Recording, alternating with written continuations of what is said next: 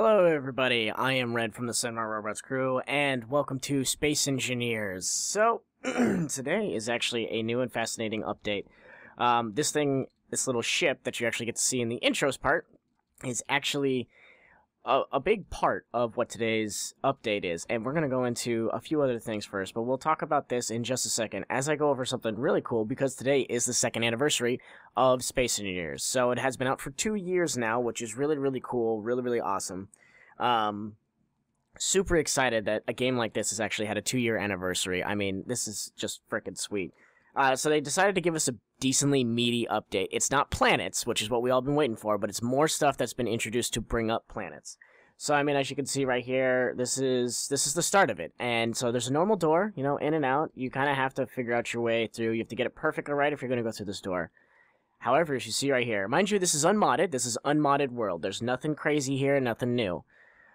This is their newest door. I can't wait to push this button. That is so freaking exciting. So it is a double sliding door. And it basically gives... It's a great airlock means because it lets you fly into this thing at any angles. So if this thing is open... and let's say I'm coming at it. I can come at it in any direction. So I come at it at an angle. As long as I position myself correctly, I can come at an angle, and I can still fly into the base. So if you got to get somewhere quick, and you got to get in and out, that is a excellent, like, personnel door, because it gives you the best options into getting in and out of somewhere. Plus, it's airtight and everything, so it makes your airlocks huge. If you look at the size, we'll do a size comparison, too. So, this is your classic door.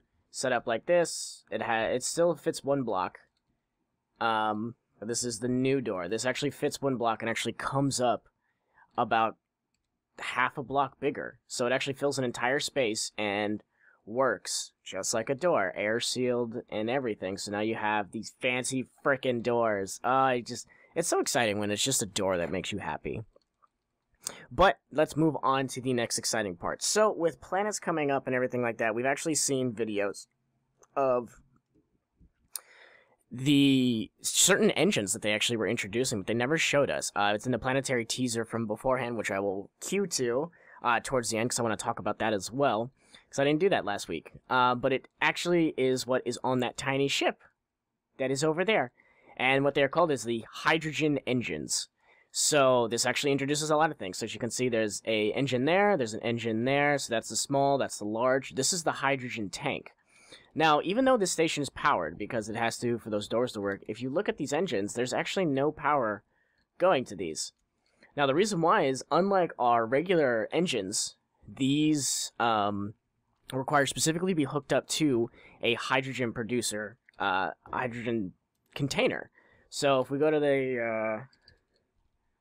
So let's say we put the small thruster on this thing. Now, as you can see, it actually is producing power for these specific engines. So, unlike other ships, this actually needs direct connectors in order to work, which is quite fascinating, because before, I mean, you could just throw a thruster on any ship. I mean, if I grab one of the regular thrusters,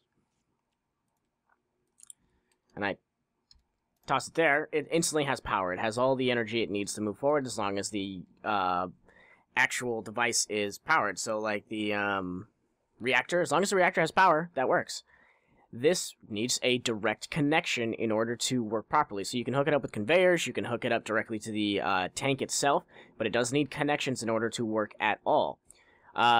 These, as they have explained, will actually be the most efficient way to get off of planets, because they will have, I think they're significantly more powerful than the regular thrusters, which is fantastic. I mean, they've given us an option on how to get off planets. It does require a lot of people to take their original ideas and completely revamp them, which kind of sucks, but is kind of like, whatever, deal with it. But it's really cool that they introduced something this big. That also includes hydrogen tanks. So, I mean, hydrogen bottles. Hydrogen bottles, so, you know, we had oxygen bottles, which kept us alive, but if you look in the bottom left corner there, you can see where it says energy, oxygen, hydrogen. So now, in order to use your jetpack, hydrogen is actually required in order to produce energy and fuel for this thing.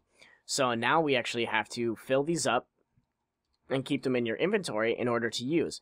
The nice thing is, all of this is doable with the oxygen generator. So if I put this down, the oxygen generator actually now produces energy, or produces hydrogen from the generator while it's also producing oxygen. So it's an oxygen generator, hydrogen tank. It's quite awesome that this thing does a dual function now. So this is actually even more necessary in order to have on ships, have on stations. It was just oxygen before, but now it's a fuel source. Now it's something we have to use in order to get off planets and to power our jetpacks, which is great. Because I've always wondered about this, like, infinite fuel jetpack stuff, and it always kind of bothered me that it was this weird thing. They did say also that jetpacks, when you go into survival and stuff like that, the higher the gravity environment, the more fuel you're going to use in order to propel yourself around, which makes complete sense, because it's more resistance, more gravitational pull upon your body. That's pretty much one of the most the things they have going on for this update. One thing I want to show you guys is the way this works. So, interestingly enough, all I have is one little reactor there on the side. And I don't know if this is a balance thing they have going on right now, or if they have anything happening, or if it's just the oxygen generator that provides the power. Not the oxygen generator, yeah, well, like the hydrogen. But if you look at the bottom right, you can see where it says I'm using 20.04% of my power. And usually if I throw a regular thruster on this thing, it's going to eat up that energy. But it's consistently using 20% of my power. If I prevail forward, it's 20.24%. So this thing can hit max speed in moments, but this is also a tiny ship. But that's also really, really crazy that this thing doesn't require too much power to use. So I guess that's what they mean by efficient. It uses very, very little power. It has very little power strain, and it has a lot of force. I don't know. If hydrogen's really going to be, like, if that's the only stipulation is hydrogen, like, man, I would just throw these on all of my ships. Like, that's going to be the thing for me. But you know what we're going to do is we're going to do a little test, and we're going to see what it's like on a big ship, like Blue there, because I've put 2 hydrogen things on him, and we're going to see 2 hydrogen engines with the barrels and everything, and we're going to see how that works. Alright, so this is Big Blue. We're going to give this bad boy a try, and we're going to see what it looks like. So this is me accelerating forward, and as you can see, this is requiring very, very little power, 17.32%. The interesting thing is what happens when I brake. As soon as I brake, you can see that I am overloading all the systems, and those are the regular huge thrusters that are being used. I am completely overloading, and it's just taking up so much energy to use. At this point, with the way those work, I mean, I don't see a reason why you wouldn't just use... I get that it has to have connection points and everything like that, but you can just reroute some power and reroute some things. But that's going to be what they're going to require. And, like, that just is so powerful and so under fuel consumption. Because I'm 17.3, but as soon as I stop, I have to overload. Like, those are stupidly powerful. Those are really good engines. So, I mean, hopefully maybe they'll balance that out later. So we'll see how that goes. But that is it for this part of the update. I'll actually do another little separate update video to talk about the planetary teasers and stuff like that from previous update and this one. But I want to thank you all for joining me on this one. I am Red from the Cinema Robots crew. Hit that subscribe button if you haven't already. I mean, it's a good time. I try to get up videos as more regularly as I can. I'm also doing more live stream stuff, so come and check that out. If you have any comments or anything like that, any questions, go ahead and just leave me a comment. Let me know what's going on. Any suggestions you would like to see, I'd love to hear it too. And as always, guys, hit that thumbs up. Let me know that you like this video so that I can continue to make more. But as always, guys, remember who you are and what you are. Don't go cause any trouble out there in those crazy, crazy galaxies. And always remember, I kind of like that color.